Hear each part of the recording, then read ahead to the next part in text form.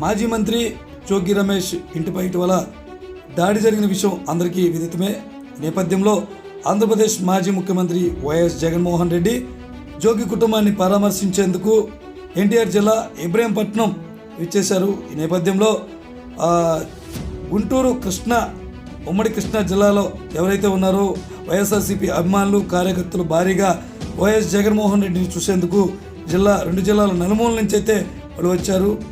బారికేట్లతో వాళ్ళని నిలువరించే ప్రయత్నం చేసినప్పటికీ కూడా బారికేట్లను ముందుకు తోస్తూ బౌన్సర్లు కూడా వాళ్ళని నిలువరించే ప్రయత్నం చేసినా ముందుకు వచ్చే ప్రయత్నం అయితే వాళ్ళు చేశారు. మొత్తం మీద సుమారు 15,000 పైగా జనాభా అయితే జోగి రమేష్ ఇంటి వద్దకు భారీగా మోహరించి జగన్ను చూసేందుకు తమ అభిమాన నాయకుడిని చూసేందుకైతే పోటీ